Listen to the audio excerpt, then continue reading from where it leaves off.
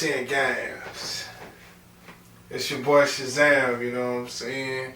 What's up? What's up, Aku? What's up, y'all? At the channel. We're gonna keep it on in. So, number 10, I'm gonna go with God of War. That game was very epic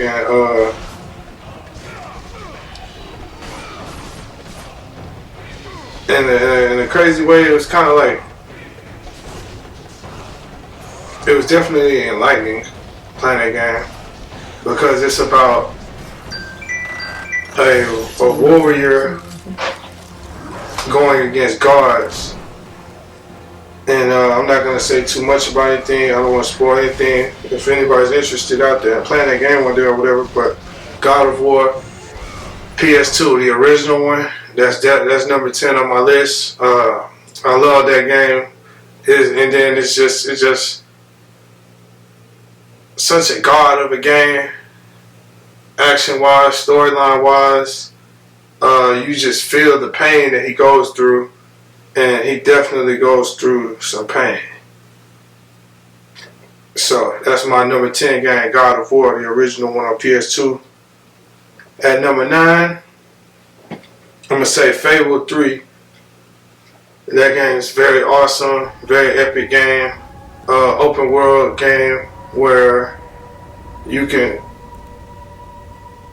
The game is your imagination at some point, you could say. You can do all kinds of stuff. You can own businesses and get paid every hour or something like that, and just your points could you could be a rich character. Everything on that game is like old time world or something, and it's just an awesome game. You can go town to town, own property town to town, you be the richest person in the world on there, or whatever whoop you up if you want to do that. Or you could be a villain. You can run around killing everything, robbing everything. You could create your own destiny, and it's pretty much limitless because if you continue to play and choose different path lines, this is a game you can have so much fun on. You can even get married and have children, and you can have multiple wives, but your wife will leave you on there if you don't take care of her, and she'll run away with your kid. You don't want those problems, not even in this game here. So that's my number 9 pick, Fable 3. Number 8 for me is, one of the greatest games ever created, Grand Theft Auto San Andreas. Man, talk about an iconic video game. If you haven't played that game, I'm pretty sure you heard the title of it. That's how awesome that game was. That's how awesome that game is. And I'm from the era back on PlayStation 2 where that game used to also get modded like crazy. And you could see whatever you could mod it up. So it was just an epic game all around. Very long game, so there's plenty to do. Hidden stuff on there. We can't talk about it all on camera, but Grand Theft Auto San Andreas, a masterpiece video game. Number 7, Street Fighter EX3.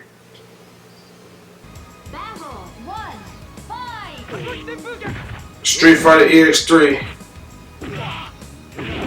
One of the most epic fighting games I've ever played in my life, and it was just such a great time playing it. That game came out around the early PS2 days, and it is one of the only, it might be the only Street Fighter to this day that was like 4 players and up, and it was just such an epic game that had specific characters for that game that hasn't appeared on other Street Fighters since, and that have been epic, and that game was just so fun. Street Fighter EX3, that game always holds a special place to me, and it came out in a time where it was just such a happy experience in life for me. So thinking about that game kind of just reminded me of some good times when I was a kid, and it was simpler times. So that game probably always surfaced to my top 10 or something. Street Fighter EX3, love that game. It was there on time. I love that game. Number 6, I'm gonna go with Marvel Ultimate Alliance 2. That's another epic game.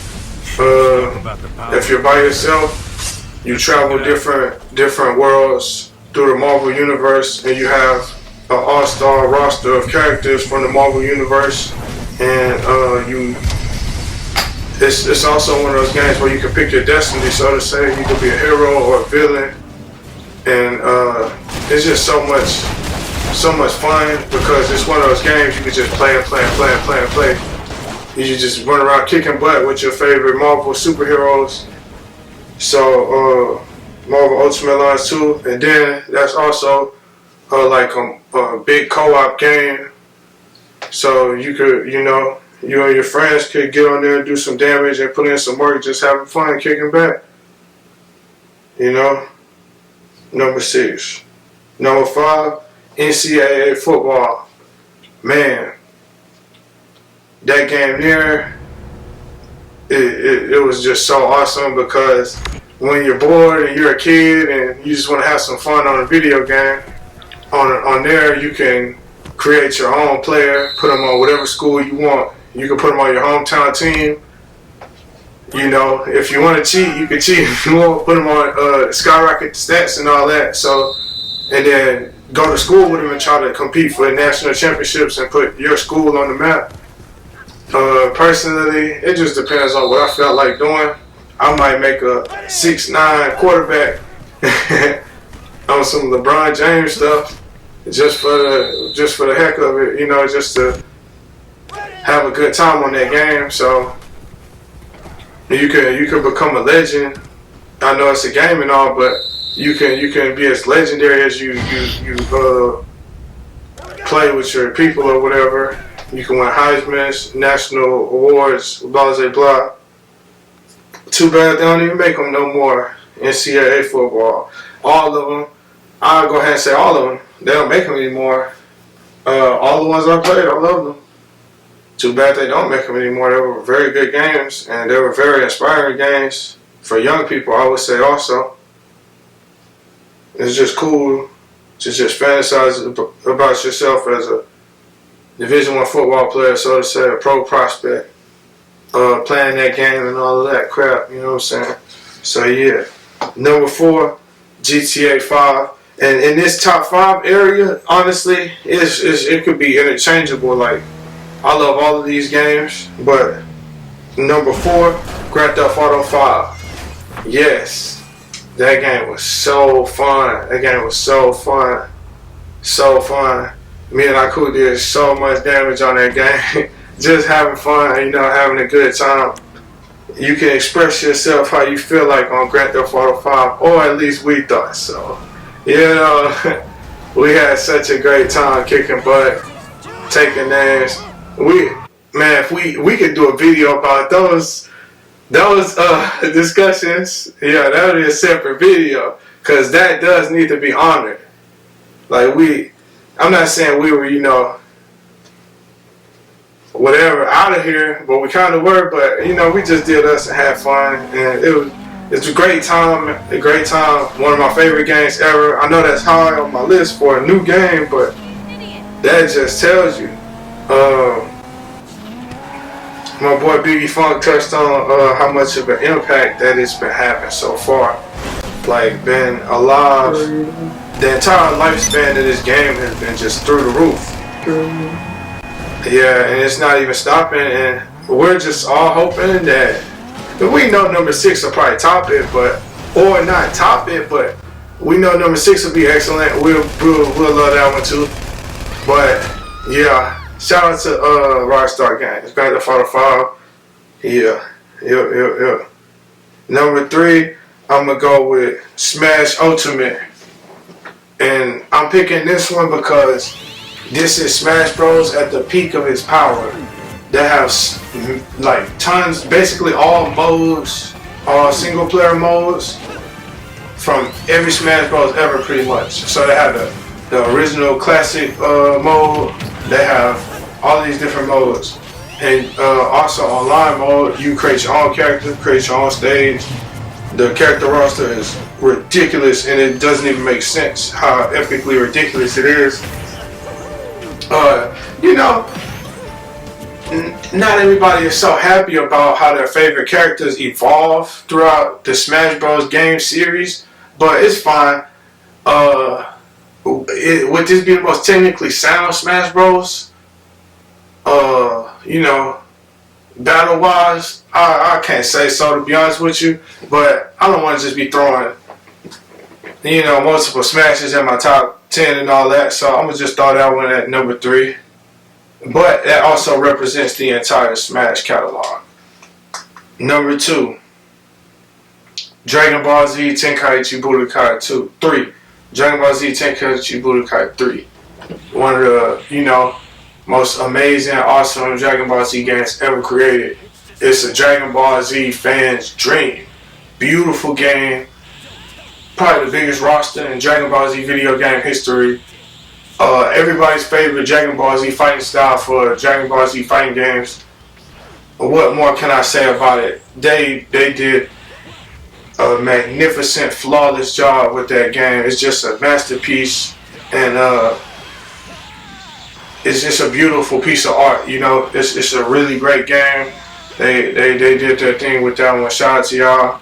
Everybody used to work on them Tenkaichi games. They were very epic and awesome. Number 1 on my list, Marvel vs. Capcom 2. That game there was like heaven as a kid. Back before I even had like the expensive game systems and all of this kind of crap, I used to just look forward to going to the arcade and playing that game whenever I got the chance. And if I was somewhere around when I was a kid, nothing else mattered that day. If I was school shopping or whatever, getting a new pair of shoes or whatever, grocery shopping, if I could go sneak off and play this game the entire time until my mom used to drag my butt about this stuff, you best believe I would. I love that game. Used to save up all my quarters and stuff, and when I got that chance, I used to play that game for like, try to play as much as I could, and then eventually ended up, you know, it comes out on the systems and all that. Still in love with it. Started in the arcade, and then on the systems, me and my family, a lot of my cousins and stuff, we all loved it, and my older cousins used to be playing competitively, like in tournaments and all of that, and they used to gamble with their friends and all that, playing it. Street Fighter and all of the like fighting games, stuff like that, has a big part in like my family's like culture and all that. It's like a family tradition kind of with us, because I have cousins who were like martial artists and all of this and did karate, and also love the Street Fighter video games. So I guess it just rubbed off on me. Marvel vs. Capcom 2 is probably like just one of those fan dream come true type games, and that's almost like a standard to where I measure other like fighting games, because it's like, man, they really did their thing. That's one of the most awesome games I feel like ever created, and it's definitely one of the best fighting games ever created, I would think, and it's certainly my favorite game ever. Number 1 on my list, Marvel vs. Capcom 2, even all this time. And honestly, I wouldn't be mad if that pick never changed. Favorite console, I would say my favorite console, a lot of consoles clash on this, and I really gotta see where my head will be at on that, to be honest with you, but I'm gonna probably say PS2 for like nostalgic purposes, pretty much, I would say, because the entire lifespan of PS2 was just a ride. It was just epic. Like, and around that time, I'm from South Texas, so hurricanes would come and things of that nature, and we would have to evacuate. One of the main things all the gamers had to do was they're like, yo, the PS2 is coming. You know, it just was with me through a lot. It raised a lot of us growing up around that time, including grown people. It raised a lot of us. Like, it came out in the year 2000, I believe, or 2001, something like that. And that entire lifespan of that system was just beautiful. It was just like storybook. It was just magical. Like the run of PS2 changed the world for video games. I feel like it wasn't the only one, of course, but that played a big, beautiful role in the evolution of video games.